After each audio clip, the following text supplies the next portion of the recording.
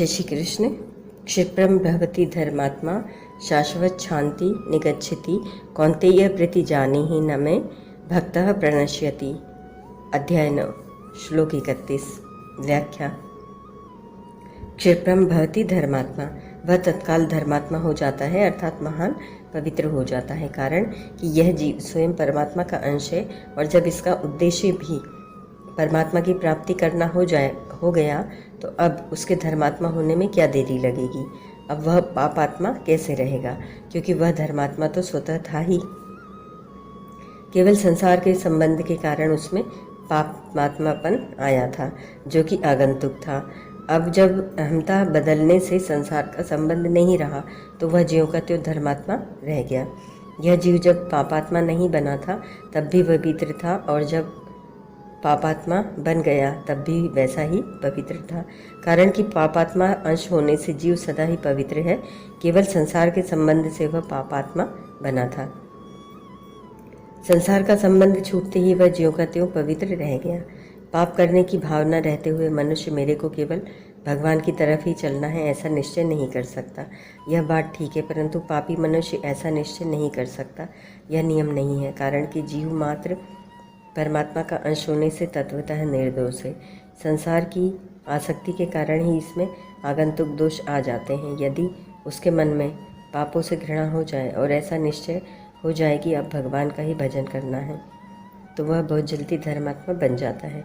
कारण कि जहाँ संसार की कामना है वहीं भगवान की तरफ चलने की रुचि भी है। अगर भगवान की तरफ चलने की रुचि जम जाए तो कामना आसक्ति नष्ट हो जाती है, फिर भगवत प्राप्ति में देर नहीं लगती, वह बहुत जल्दी धर्मात्मा हो जाता है। इसका तात्पर्य यह हुआ कि उसमें जो किंचित दुराचार दिखते हैं वे भी टिकेंगे नहीं, कारण कि सबके सब दुराचार टिके हुए हैं संसार को महत्व देने पर। परंतु जब वह संसार की कामना से रहित होकर केवल भगवान को ही चाहता है तब उसके भीतर संसार का महत्व न रहकर केवल भगवान का महत्व हो जाता है। भगवान का महत्व होने से वह धर्मात्मा हो जाता है। मार्मिक बात यह एक सिद्धांत है कि कर्ता के बदलने पर क्रियाएं अपने आप बदल जाती हैं। जैसे कोई धर्म रूपी क्रिया करके धर्मात्मा होना चाहता है तो उसे धर्मात्मा होने में देरी नहीं लगेगी, परंतु अगर वह कर्ता को ही बदल दे अर्थात मैं धर्मात्मा हूँ ऐसे अपनी अहंता को ही बदल दे तो वह बहुत जल्दी धर्मात्मा बन जाएगा। ऐसे ही दुराचारी से दुराचारी भी मैं भगवान का हूँ और भगवान मेरे हैं ऐसे अपनी अहंता को बदल देता है तो वह बहुत जल्दी धर्मात्मा हो जाता है, साधु हो जाता है, भक्त हो जाता है। तात्पर्य यह है कि मनुष्य जब संसार शरीर के साथ मैं और मेरापन करके संयोगजन्य सुख चाहने लगता है तब वह कामात्मा गीता 2 अध्याय का 43वां श्लोक बन जाता है।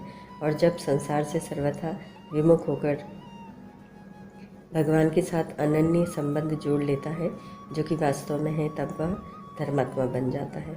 साधारण दृष्टि से लोग यही समझते हैं कि मनुष्य सत्य बोलने से सत्यवादी होता है और चोरी करने से चोर होता है, परंतु वास्तव में ऐसी बात नहीं है। जब स्वयं सत्यवादी होता है अर्थात मैं सत्य बोलने वाला हूँ ऐसी अहंता को अपने में पकड़ लेता है तब वह सत्य बोलता है और सत्य बोलने से उसकी सत्यवादिता दृढ़ हो जाती है। ऐसे ही चोर होता है वह मैं चोर हूँ दृढ़ हो जाती है। ऐसे ही चोर होता है वह मैं चोर हूँ ऐसी अहंता को पकड़ कर ही चोरी करता है और चोरी करने से उसका चोर दृढ़ हो जाता है। परंतु जिसको अहंता में मैं चोर हूँ ही नहीं ऐसा दृढ़ भाव है वह चोरी नहीं कर सकता। तात्पर्य यह हुआ कि अहंता के परिवर्तन से क्रियाओं का परिवर्तन हो जाता है।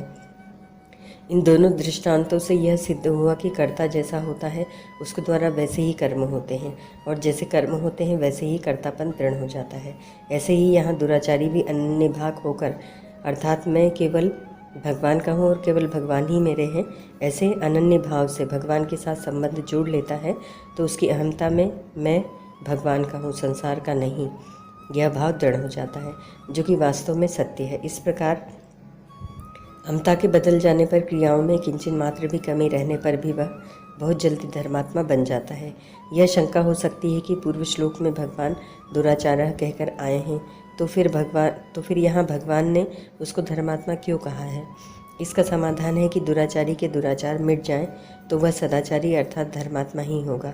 अतः सदाचारी कहो या धर्मात्मा कहो एक ही बात है। शाश्वत शांति निगच्छति। केवल धार्मिक क्रियाओं से जो धर्मात्मा बनता है उसके भीतर भोग और ऐश्वर्य की कामना होने से उसको भोग और ऐश्वर्य तो मिल सकते हैं पर शाश्वती शांति नहीं मिल सकती। दुराचारी की अहंता बदलने पर जब वह भगवान के साथ भीतर से एक हो जाता है तब उसके भीतर कामना नहीं रह सकती, असत्य का महत्व नहीं रह सकता, इसलिए उसको निरंतर रहने वाली शांति मिल जाती है। दूसरा भाव यह है कि स्वयं परमात्मा का अंश होने से चेतन अमल सहज सुख राशि है, अतः उसमें अपने स्वरूप की जो अनादि अनंत स्वतः सिद्ध शांति है, धर्मात्मा होने से अर्थात भगवान के साथ अनन्य भाव से संबंध होने से वह शाश्वती शांति प्राप्त हो जाती है। केवल संसार के साथ संबंध बांधने से ही उसका अनुभव नहीं हो सकता था।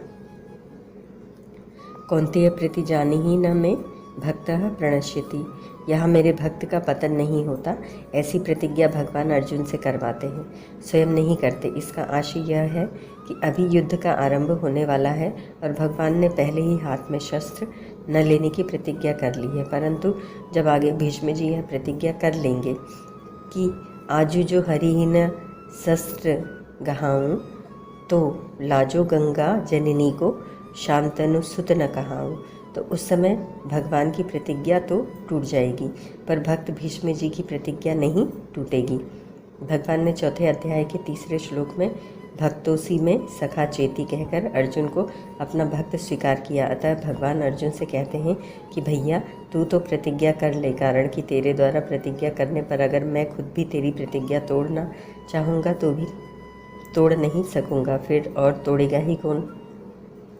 तात्पर्य यह हुआ कि अगर भक्त प्रतिज्ञा करे तो उस प्रतिज्ञा के विरुद्ध मेरी प्रतिज्ञा भी नहीं चलेगी। मेरे भक्त का विनाश अर्थात पतन नहीं होता। यह कहने का तात्पर्य है कि जब वह सर्वथा मेरे सम्मुख हो गया है तो अब उसके पतन की किंचित मात्र भी संभावना नहीं रही। पतन का कारण तो शरीर के साथ अपना संबंध मान लेना ही था। उस माने हुए संबंध से सर्वथा विमुख होकर जब वह अनन्य भाव से मेरे ही सम्मुख हो गया तो अब उसके पतन की संभावना हो ही कैसे सकती है। दुराचारी भी जब भक्त हो जाता है तो फिर भक्त होने के बाद वह पुनः दुराचारी भी हो सकता है, ऐसा न्याय कहता है। इस न्याय को दूर करने के लिए भगवान कहते हैं कि यह न्याय यहाँ नहीं लगता। मेरे यहाँ तो दुराचारी से दुराचारी भी भक्त बन सकते हैं, पर भक्त होने के बाद उनका फिर पतन नहीं हो सकता, अर्थात वे फिर दुराचारी नहीं बन सकते। इस प्रकार भगवान के न्याय में भी दया भरी हुई है। अतः भगवान न्यायकारी और दयालु होने ही दोनों ही सिद्ध होते हैं। परिशिष्ट भाव, जैसे रोगी का वैद्य के साथ संबंध हो जाता है, ऐसे ही अपनी निर्बलता का और भगवान की सर्वसमर्थता का विश्वास होने पर मनुष्य का भगवान के साथ संबंध हो जाता है। तात्पर्य है कि जब मनुष्य संसार के दुखों से घबरा जाता है और उनको मिटाने में अपनी निर्बलता का अनुभव करता है, पर साथ ही साथ उसमें यह विश्वास रहता है कि सर्वसमर्थ भगवान की कृपा शक्ति से मेरी यह निर्बलता दूर हो सकती है, मैं सांसारिक दुखों से ऊंचा बच सकता हूँ, तब वह तत्काल भक्त हो जाता है। क्षिप्रम भवति धर्मात्मा। भूखे व्यक्ति को अन्न मिल जाए तो क्या भोजन करने में देरी लगेगी? जब तक मनुष्य को अपने में कुछ बल योग्यता विशेषता दिखती है तब तक वह अनन्य भाग नहीं होता। वह अनन्य भाग तभी होता है जब उसको दूसरा कोई उसके दुखों को मिटाने वाला नहीं दिखता। अनन्य भाग होते ही वह धर्मात्मा अर्थात भगवान का भक्त हो जाता है। भक्त का पतन नहीं होता क्योंकि वह भगवान निष्ठ होता है, अर्थात उसके साधन और साध्य भगवान ही होते हैं, उसका अपना बल नहीं होता, प्रत्युत भगवान का ही बल होता है। यहाँ शंका हो सकती है कि अगर भक्त का पतन नहीं होता तो भगवान ने 18वें अध्याय में अर्जुन को अथ चेत महम कारान्न शोष्यसी विनड्ढः क्षयसी 18:58। यदि तू अहंकार के कारण मेरी बात नहीं सुनेगा तो तेरा पतन हो जाएगा। ऐसा क्यों कहा, जबकि भगवान अर्जुन को अपना भक्त भी मानते हैं। भक्तोसी में सखा चेती, गीता 4:3। इसका समाधान है कि भक्त का पतन तभी हो सकता है जब वह भगवान का आश्रय छोड़कर अहंकार का आश्रय ले ले। अहंकारन्न शोष्यति सी, भगवान का आश्रय रहते हुए उसका पतन नहीं हो सकता। भक्त भगवान के छोटे बालक हैं और ज्ञानी बड़े बालक हैं। जैसे माँ को छोटे बड़े सभी बालक समान रूप से प्रिय लगते हैं, पर वह संभाल छोटे बालक की ही करती है। बड़े की नहीं, कारण कि छोटा बालक सर्वथा माँ के ही आश्रित रहता है, अतः उसके संभाल की जितनी आवश्यकता है उतनी बड़े के लिए आवश्यकता नहीं है। ऐसे ही भगवान अपने आश्रित भक्त की पूरी संभाल करते हैं और स्वयं उसके योगक्षेम का वहन करते हैं। गीता 9वें अध्याय का 22वां श्लोक। परंतु ज्ञानी के योगक्षेम का वहन कौन करे? इसीलिए ज्ञान का साधक तो योगभ्रष्ट हो सकता है, पर भक्त योगभ्रष्ट नहीं हो सकता। ब्रह्मादि देवता भगवान से कहते हैं, ये रविंदाक्ष विमुक्त मानिन स्वयं स्तभावा दवि शुद्ध बुद्धयः आरुह कृच्छ्रेण परम पदम ततः पतन्त्य धोनाद्रयुष्म दंड घ्रयः। श्रीमद्भागवत। हे कमल नयन, जो लोग अपने चरण कमलों की शरण नहीं लेते, जो आपके चरण कमलों की शरण नहीं लेते और आपकी भक्ति से रहित होने के कारण जिनकी बुद्धि भी शुद्ध नहीं है, वे आपको मुक्त तो मानते हैं, पर वास्तव में वे बुद्ध नहीं ही है। वे यदि कष्टपूर्वक साधन करके ऊंचे से ऊंचे पद पर भी पहुंच जाएं, तो भी वहां से नीचे गिर जाते हैं। परंतु भगवान जो आपके भक्त हैं, जिन्होंने आपके चरणों में अपनी सच्ची प्रीति जोड़ रखी है, वे कभी उन ज्ञानाभिमानियों की तरह अपने साधन से गिरते नहीं। प्रभु आपके द्वारा सुरक्षित होने के कारण वे बड़े बड़े विघ्न डालने वाली सेना के सरदारों के सिर पर पैर रखकर निर्भय होकर विचरते हैं। कोई भी विघ्न उनके मार्ग में रुकावट नहीं डाल सकता। भगवान की स्तुति करते हुए वेद कहते हैं, जे ज्ञान मान विमत्त तव भव हरिनि भक्ति न आदरी, ते पाई सुर दुर्लभ पदादपि परत हम देखत हरि। विश्वास करी सब आस परिहरि दास तव जे होई रहे, जपि नाम तव बिनु श्रम तरहि भवनाथ सो सम राम है। मानस उत्तर 13:3।